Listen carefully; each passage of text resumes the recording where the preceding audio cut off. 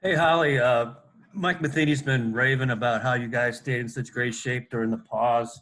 What was your routine like those 3 months? Well, I was fortunate enough to have a few options as far as catcher goes.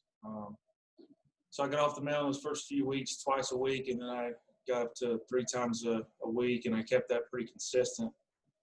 As far as weight room stuff, uh, some dumbbells and bands and all that stuff in my basement, just kind of made it work. I know Ron Stoneberg, our trainer, not our trainer, our strength conditioning coordinator, did a good job on providing us with workouts that you didn't need a whole lot of equipment to get the proper stuff done. So that was pretty easy for me. I had some dumbbells up to 50 and a bench and a bike, and we just kind of made it work. But try to stay consistent on it, get it out of the way in the morning. And so it ended up being pretty good.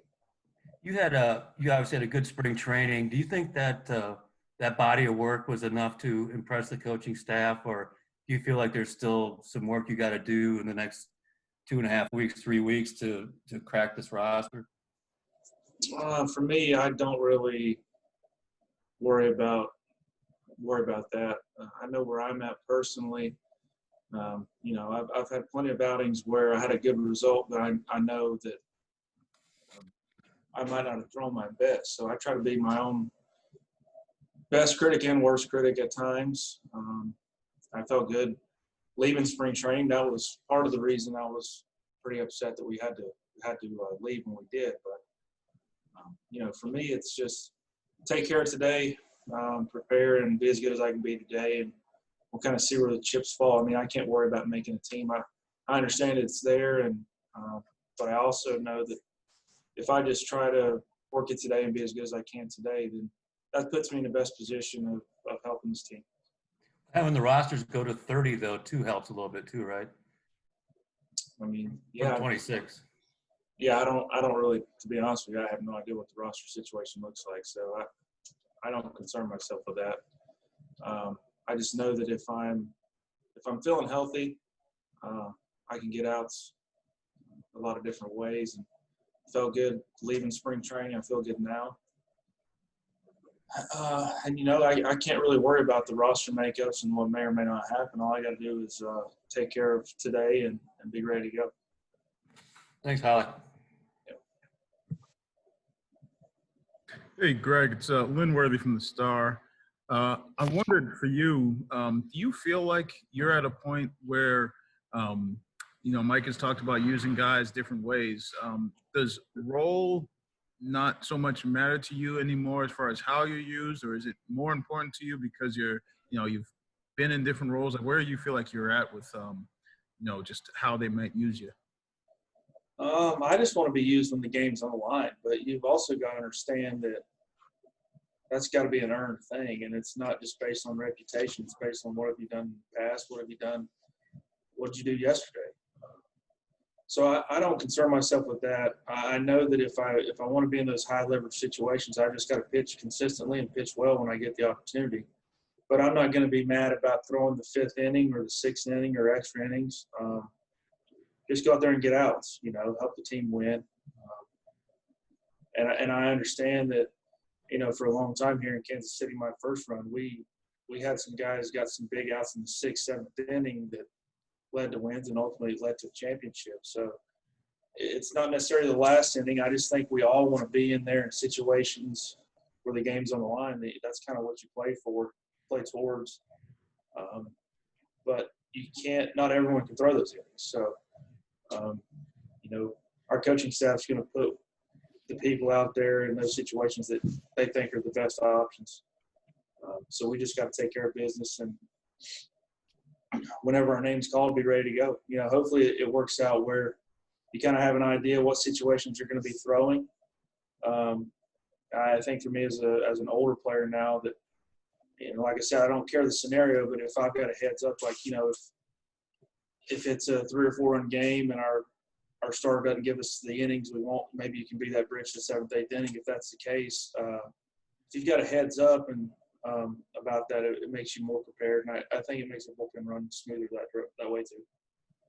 And with this 60-game season where, starters maybe won't be quite as stretched out, I mean, does the bullpen pretty much go into this just knowing that, it could be all hands on deck earlier than if it was the regular, situation, regular season? Yeah, I think that sense of urgency is what good bullpens thrive on anyway. So, I've always thought that a good bullpen can cover up a lot of deficiencies in a team.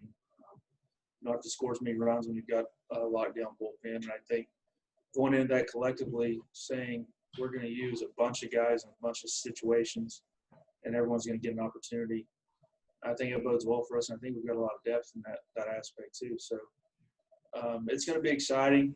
And like I said, yeah, you're going to have to be ready earlier. And I think it's going to be a scenario we're going to have to use a lot of different arms and rely on not just 2 or 3 guys, but, you're going to have to use the entire bullpen quite a bit. Thanks. Hey, Greg, it's Greg? Oh, Lynn, go ahead. Were you finishing? I was just saying thanks. Okay. Hey, Greg, it's Vahe Gregorian from the Kansas City Star. Good to see you. I wonder if you could just speak to how different this time is mentally, what the challenges are with all the protocols in place, and just knowing the pandemic still looms.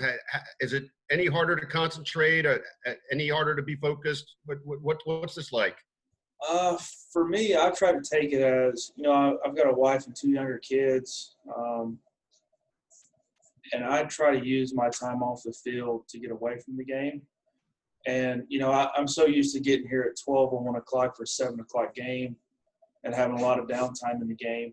But what I've tried to do is take this as an opportunity to be away from the game, be separate from it. And then when I get to the field, it's a focus just on baseball, and it's more intense. It's, 4 or 5 hours of locking in on baseball that given day and being ready to go. And then going home and being a dad and being a father, aside from all the, it's a different situation that we're all having to work through as far as the pandemic and being safe. And I think those things are kind of learned. I'm starting to get used to separating myself, getting my food to go, things of that nature. But as far as just baseball is concerned, I think it's a smaller window, but I also think that presents an opportunity to be more sharply focused for a shorter time period.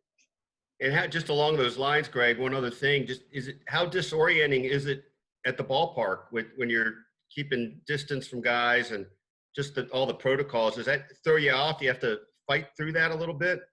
Well, yeah, it's a game of adjustments, It's not nearly as difficult as losing 5 or 6 miles an hour in your fastball can be. So I think if I can learn how to pitch and get outs now that I'm not 25 anymore, I can probably figure out how to go about my business wearing a mask. Thanks, Greg. Greg. Rob Collins, Fox 4. Sorry there, Vahe.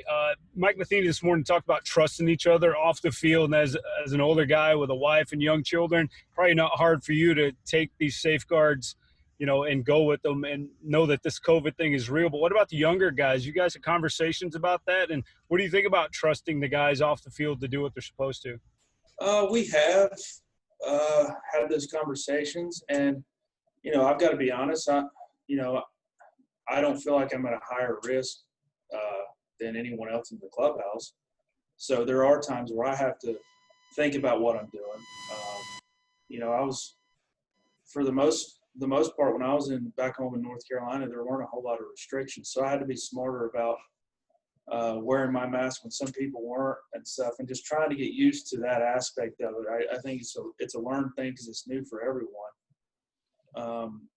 But, you've got to, even before this, you've got to trust guys to make the right decisions. And that we talked about that years ago. It could be staying out too late, getting yourself in a bad situation, not involving a pandemic, but, involving an altercation at a bar or something like that. So there's an added responsibility when you're in the public eye and you're on TV for a living. So I think most of these guys in this organization, especially with Dayton running it, understand that it's not just the 3 hours you put on when the lights are on. how you go about your business, being a professional off the field as well. Hey, we've got time for one more because he's got to head to a meeting, so fire away. Hey, Greg, I had a question about the extra innings rule, where they're going to start with a runner on second base. That's obviously going to be a big change for a reliever. Is that added pressure on you? I mean, do you approach it differently? My mind goes a bunch of different ways. I can't remember how many times I've inadvertently done that anyway. So I don't know that it's that big of an issue. It's the same playing field for both sides. You know, there's things you can do there. It opens up the running game. I think it opens up the bunt game a little more. I think it makes the game more interesting. But you know, as a pitcher, you gotta take that into account. There's a guy on second base. We've all pitched in those scenarios, and it'll be different than just jumping on the mound with nobody on and kind of having a few pitches to kind of get a feel for the inning. You know, there's going to be a lot of different scenarios there, but I think we've all at some point in our career ended up with a man on second and no outs in a tie game. So we'll figure it out as we go, I guess, the best way I can say that.